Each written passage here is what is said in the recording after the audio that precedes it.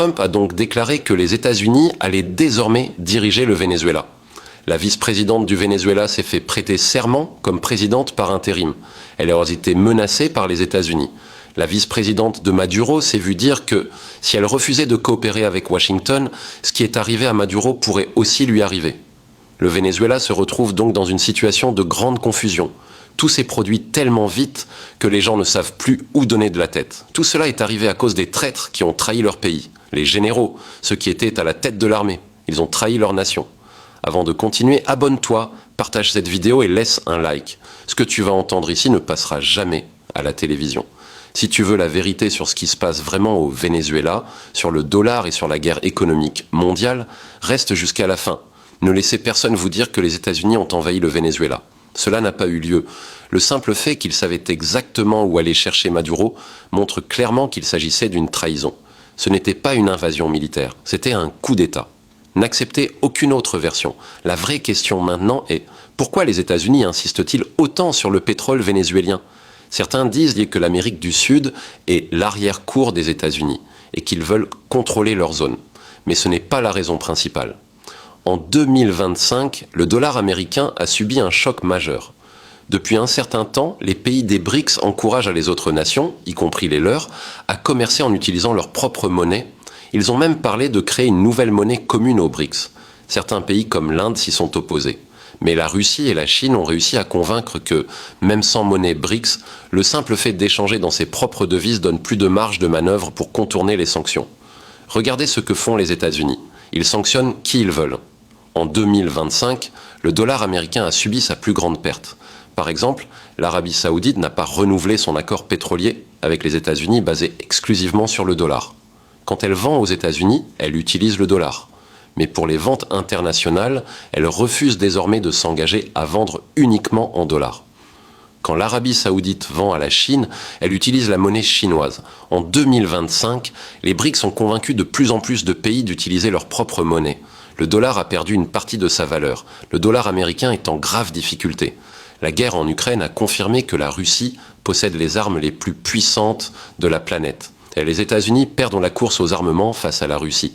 Économiquement, ils ont déjà perdu face à la Chine. Il ne leur reste plus que le dollar. Et les pays s'en détournent à cause de l'arrogance américaine. Maduro essayait de conclure un énorme accord pétrolier avec la Chine. Et cet accord n'aurait évidemment pas été en dollars. La vraie menace était donc un partenariat Venezuela-Chine. La Chine est aujourd'hui le pays le plus riche du monde. Son économie est gigantesque et sa population est 3 fois plus grande que celle des États-Unis. Le Venezuela allait vendre son pétrole au plus grand marché du monde, économique et démographique. Et le Venezuela possède les plus grandes réserves de pétrole de la planète. On comprend donc la portée de cet accord. Il représentait une menace directe pour le dollar. Nicolás Maduro a rencontré l'envoyé spécial chinois de Xi Jinping au palais de Miraflores.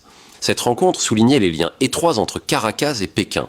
Elle s'est tenue sans présence de hauts responsables vénézuéliens, dont la vice-présidente Delcy Rodriguez et le ministre des Affaires étrangères Iván Gil, ainsi que d'une délégation chinoise technique et diplomatique.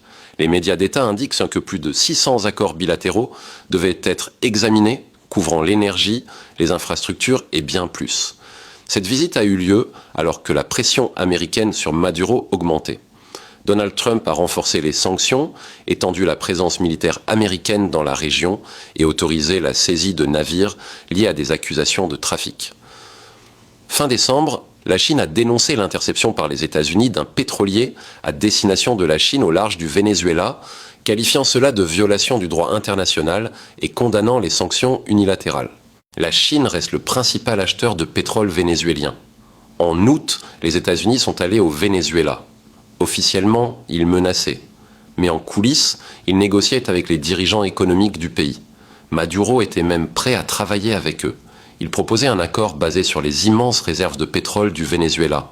Mais les États-Unis ne voulaient-ils pas qu'il reste, car ce serait une humiliation. Ils avaient déjà annoncé qu'ils prendraient le pays par la force. S'ils étaient repartis avec Maduro toujours au pouvoir, ils auraient été ridiculisés. Les États-Unis veulent toujours quelque chose de public, quelque chose à montrer pour prétendre qu'ils sont encore une superpuissance. Aujourd'hui, il ne leur reste que la propagande et les médias.